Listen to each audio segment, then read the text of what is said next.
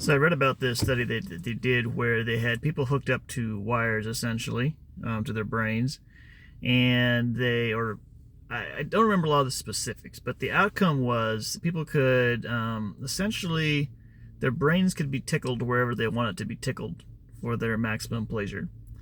And the thing that they most ended up doing was that part of the brain that registers like annoyance, I think, or like, kind of irritated, kind of mad. And that's what they would naturally gravitate to. And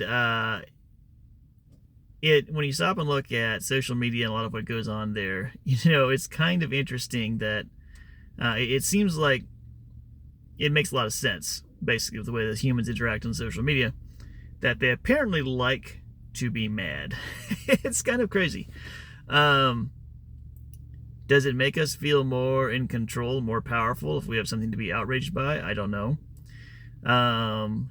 Is there something such as righteous indignation, righteous anger? I think so. I think Jesus modeled it probably in the temple with the people there trying to make transactions when it was actually not supposed to be that sort of a place. But I think for me, I'm kind of a practical guy when it comes to this area. And I tend to say I don't want to be adding negativity into my life just arbitrarily for no reason. And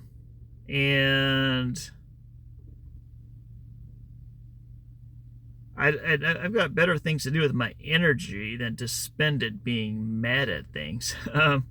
Now, does that mean that I never struggle to forgive or to, that I never have, never mad at anybody? No, of course not.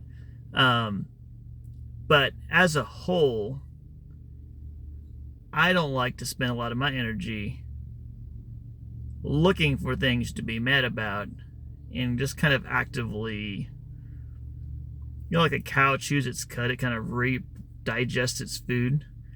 I don't want to be chewing the cud of anger all the time. Like, to me, that's not a worthwhile pursuit. Now, it could be that this is actually rooted in your neurobiology, your neurology, and that some people's minds much prefer the tickle of anger and annoyance, and other people's don't. So that's very possible. It may not be anything particularly morally or sanctimonious about me. It may be just that that's the way my brain is wired. I don't prefer that so much.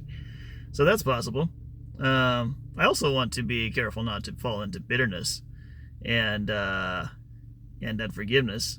That is toxic poison and very dangerous for a Christian.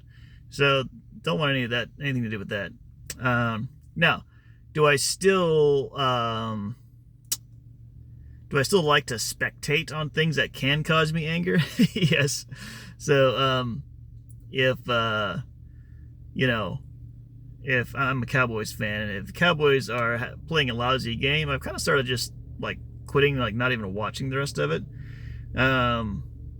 Because why would I introduce that negativity into my life when it would just make me feel grouchy, but there would be nothing I could do about it?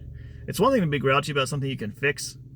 It's quite another to be grouchy about something that you can do nothing about. Politics, I've also tended to have some interest in that and kind of watch what's going on with sort of probably a little bit more, not to say I don't get mad about some things that happen in the world or politically, but probably more from the standpoint of like entertainment, will my team win type of thing, than a, crusade, if you will. Not saying that there don't need to be crusades in politics. There's much work for good men and good women to do, and at some point maybe I will do some of it. But it is kind of amazing, how much kind of anger, annoyance at some people that seems like it kind of like festers almost, like it's just kind of like, and then they find these places like politics and so forth to just kind of, let it simmer and fester and burn and whatever. I don't know. It doesn't totally make sense to me. why you would, spend your time and energy on things that frustrate you.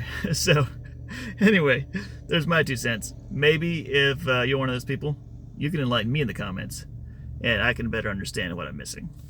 Have a wonderful day.